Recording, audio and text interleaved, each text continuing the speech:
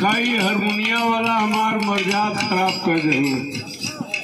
इनसे बतौली कि जब कहला कि सबके शंकर भगवान दिलन तो ये बताओ तुम जो ऑर्केस्ट्रा में गण खुले ना कुल नाचत है उसको बताओ थे कि रात दिया बुता के पिया क्या क्या किया। बढ़िया चीज है, बढ़िया चीज का आखी में धूल झोंकत हुआ वो है सो तो कहते।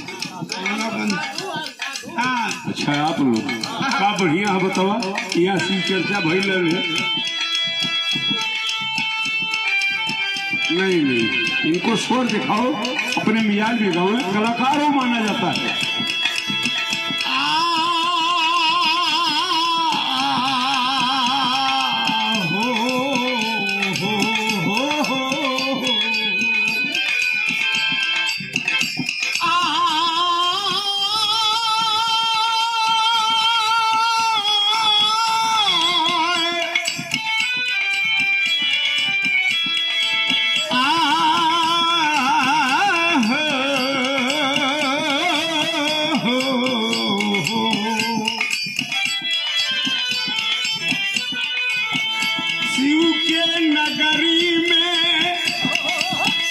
यार जरूर बढ़िया सी चर्चा रहा। हम यानी कि देवा बुताओ वाला ही गाओ का कहत हुआ भाई।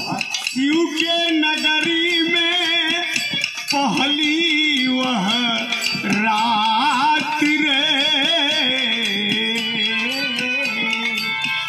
शिव के नगरी में पहली वह रात रे, सावर सैया ने किया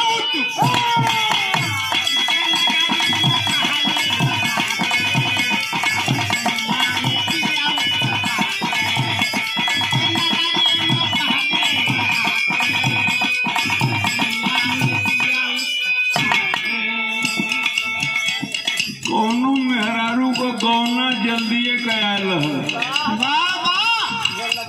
वो दोनों प्राणी चल गए बाबा धाम दर्शन करे भोले बाबा के।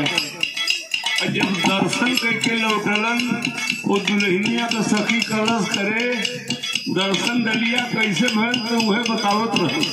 का कहलस भैया। शिव के नगरी में पहली वह रात रहे, सावर सैया ने किया उत्पात रे। वो पूजवा में उत्पात कैलन।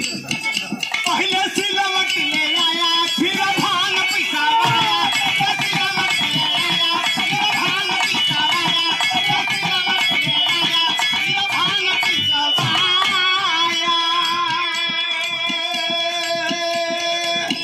मुझे रात भर ना सोने दिया, रात दिया जला के पिया पूजा।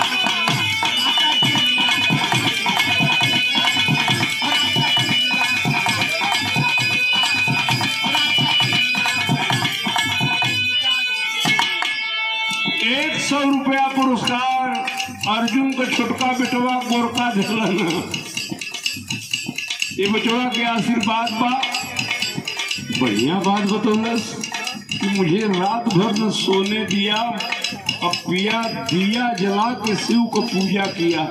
मेहरुआ बड़ा खोद निपोर करेली कली करे बैली। भांग पियलन तो से पिसवा के। झारखंड तो जंगली इलाका है, उनकर पोजीशन का रहल बाबा धाम।